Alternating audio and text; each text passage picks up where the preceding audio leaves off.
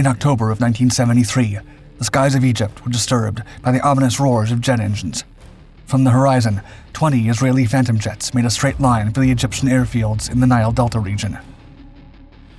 Egypt's 104th Air Wing couldn't waste a moment.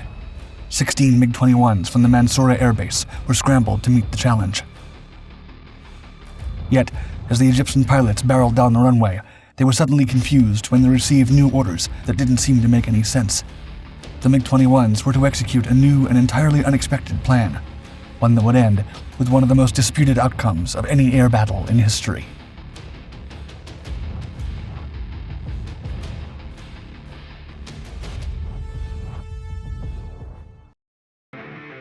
As the skies over Egypt bore witness to a historic battle between MiGs and Phantoms, several epic clashes also unfolded on the high seas. Now you have the chance to immerse yourself in these thrilling maritime confrontations with World of Warships. Take command of your own naval task forces of more than 600 ships from 11 different nations, and engage enemy players in unique sea battles where strategy matters.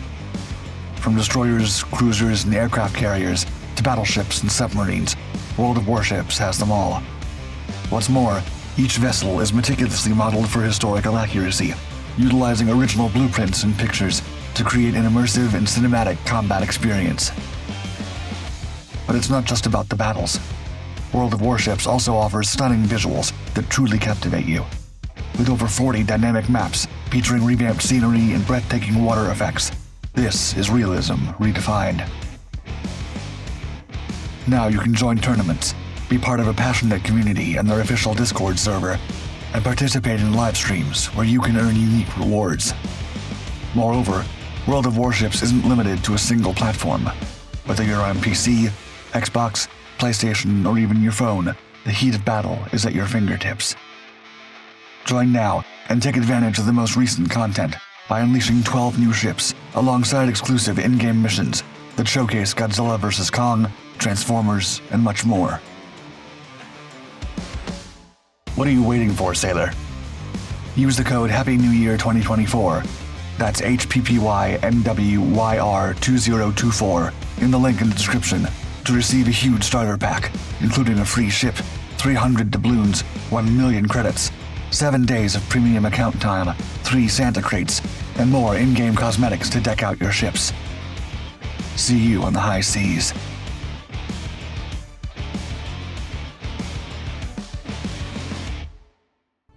Unsettled territories. In the aftermath of the Six-Day War in 1967, tensions between Israel and the Arab nations remained high. Israel had managed to capture and occupy Arab territories, including the Sinai Peninsula and the Golan Heights. Sporadic fighting continued over the following years as both sides sought to assert their positions. Egyptian President Anwar Sadat made efforts to reach a peaceful settlement in accordance with United Nations Resolution 242. He proposed that Israel should return the territories it had captured. Still, Israel rejected these terms, leading to further hostilities. Ultimately, on October 6, 1973, the Fourth Arab-Israeli War erupted. This conflict was also known as the Yom Kippur War, as it coincided with the Jewish holiday. On that fateful afternoon, Egypt and Syria launched simultaneous attacks on Israel from 2 fronts. With the element of surprise on their side, Egyptian forces crossed the Suez Canal with unexpected ease, suffering minimal casualties compared to initial predictions. At the same time, Syrian forces launched an offensive against Israeli positions and broke through to the Golan Heights.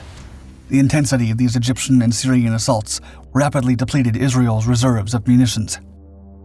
While the Israeli General Staff hastily improvised a battle strategy, Israeli Prime Minister Golda Meir turned to the United States for aid. The initial reluctance of the United States to provide assistance quickly changed when the Soviet Union began its own resupply efforts to Egypt and Syria. Once reinforcements were on their way, the Israel Defense Forces turned the tide of the war. Strategic strikes. The stage was set for a crucial conflict as Israel made significant strides. While the Israeli soldiers faced a grueling battle against the Syrians on the Golan front, Israeli forces neutralized sections of the Egyptian air defenses. But Egyptian troops crossed the Suez Canal nonetheless. As they advanced, the Israelis encircled the Egyptian Third Army, tightening their grip on the area.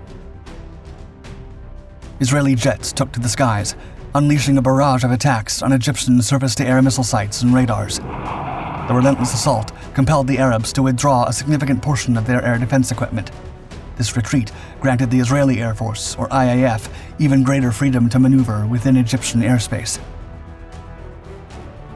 With their newfound superiority, the Israelis set their sights on Bana in the Nile Delta, targeting and destroying crucial underground communication cables. The strategic move forced the Egyptians to resort to selective radio transmissions, making them vulnerable to interception. Meanwhile, Israeli aircraft repeatedly bombed Egyptian Scud batteries at Port Said to neutralize the threat. The Egyptian Air Force desperately attempted to intercept IAF sorties and strike enemy ground forces, but paid a heavy price in dogfights and fell against Israeli air defenses. Although the Egyptians inflicted some damage on Israeli aircraft, their losses were far more significant. However, this was not the case throughout the whole theater of operations. High alert. The Egyptian 104th Air Wing stood firm with its mighty MiG-21 MF fighters divided into 3 squadrons. 2 squadrons were stationed at Mansoura. Their primary objective was safeguarding the airspace and protecting their territory from any incoming threats. The 3rd squadron was positioned at the Tanta Air Base, defending both Tanta and Mansoura. The IAF had made repeated attempts to strike the Mansoura Air Base, but their efforts were in vain due to the dense and impenetrable SAM defenses meticulously set up by the Egyptians. As the sun rose on October 14th, the Egyptian forces began advancing toward the Sinai region, targeting the Mitla and Gedi passes. To provide much-needed support to the ground troops, a fleet of MiG-17s, Su-7s, Su-20s, and Mirage 3 fighter bombers took to the skies. To ensure their safety and bolster their offensive capabilities, the MiG-21s of the 104th Air Wing provided protective cover for these ground attack aircraft. Despite their valiant efforts, the Egyptian offensive met with failure. Nevertheless, the IAF was adamant in trying to destroy the capabilities of the renowned 104th Air Wing. A massive airstrike was planned, targeting the airbases of Salahiyah, Mansoura, and Tanta. As the Egyptian forces continued to push forward from their bridgeheads along the Suez Canal, the air defenders stood vigilant. They knew an Israeli airstrike on the Mansoura airbase was coming at any moment. They placed several MiG-21s on high alert, strategically positioned at the end of the runway, ready for imminent takeoff. The tension in the air was palpable as the clock struck 3 p.m. Rationale. Before long, the Israeli Air Force initiated a series of airstrikes against the Egyptian air bases. The Israeli aircraft were approaching from the vast expanse of the Mediterranean Sea. As reports of the attack came in, the 104th Air Wing of the Egyptian Air Force swiftly mobilized their fighters and called for reinforcements from other air bases.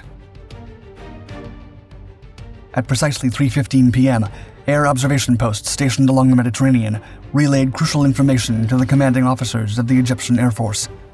Reports indicated that a formation of 20 Phantoms was approaching the Delta region from the southwest, their flight path taking them over Port Said. The Egyptian command scrambled 16 MiG-21s to stop the imminent threat.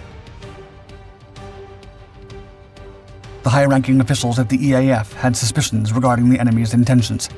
They believed the Israeli aircraft might be a decoy designed to misdirect the MiG-21s and lure them away from the base. Their objective was clear: to create an opportunity for subsequent waves of enemy planes to launch an uninterrupted assault on the airbase. Consequently, the fighter pilots received specific instructions to establish a protective barrier over the airbase and were explicitly instructed not to engage the enemy aircraft until they reached their target. The pilots had anticipated immediate combat upon encountering the enemy, but the situation unfolded differently. To their surprise, the Israeli fighters circled the area in wide arcs, biding their time. It became evident that the Egyptians were unwavering in their defense of the Mansoura airbase, prompting the Phantoms to eventually retreat back towards the safety of the sea. Power balance. At 3:30 p.m., the Egyptian Air Defense Command issued a warning: 60 incoming enemy aircraft from multiple directions. 16 MiG-21s formed a protective shield over Mansoura, ready to engage the incoming Israeli aircraft. Their task was to break the enemy formations and disperse them. The determined Egyptian pilots soared into the sky. Adding to their forces, 16 more MiG-21s from Mansoura and 8 fighters from Tanta Air Base joined the defense. North of Mansoura, the MiG-21s intercepted the Israeli formation. Then, the Egyptians received word from radar installations that a second wave was approaching at a low altitude. 8 additional MiG-21s from Mansoura and another 8 from Abu Hamad Air Base responded. A staggering 62 MiG-21s locked horns with approximately 120 Phantoms and A-4 Skyhawks. Amidst the chaos, a few Israeli fighter bombers managed to reach their target, bombarding the runway and air defenses surrounding the base. In the face of impending danger, Nasir Musa, one of the Egyptian pilots, found himself pursued by an Israeli Phantom. Displaying exceptional skill, Musa outmaneuvered his adversary. His cannon fire found its mark, and the enemy Phantom plummeted from the sky. But Egyptian pilots faced a daunting challenge. They had to land their aircraft, rearm, refuel, and take off again in a mere 7 minutes. The usual 3-minute takeoff process was condensed to 1.5 minutes during the frenzy. As the minutes ticked by, the radar screens flashed with yet another wave of enemy aircraft. Up to 60 Phantoms and Skyhawks were closing in. From Inshaz Air Base near Cairo, 8 more MiG-21s scrambled, joining forces with approximately 20 freshly armed and refueled aircraft from Mansoura. The Israeli aircraft, now retreating, found themselves pursued by Egyptian MiG-21s. Realizing the balance of power had shifted, the Israelis retreated. Lasting peace. At 10 p.m. Cairo time, Cairo radio reported several air battles that day over Egyptian airfields, with the most intense fighting occurring in the northern Delta area. According to the announcement, Egyptian fighters shot down 15 enemy aircraft while losing 3 of their own, excluding Israeli aircraft shot down near the Suez Canal. The next morning, Israel radio claimed that the IAF had shot down 15 Egyptian aircraft, but later revised the number to 7. Historians provide varying accounts of the losses, but the official list of fallen IAF pilots does not include any casualties on October 14th. Later on, the United Nations attempted to end the fighting through resolutions, but it took several days for the hostilities to cease. Eventually, on October 26th, the war came to an end.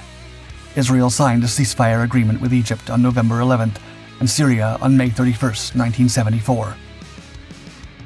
While the war didn't immediately change the dynamics of the Arab-Israeli conflict, it had a significant impact on the future peace process between Egypt and Israel.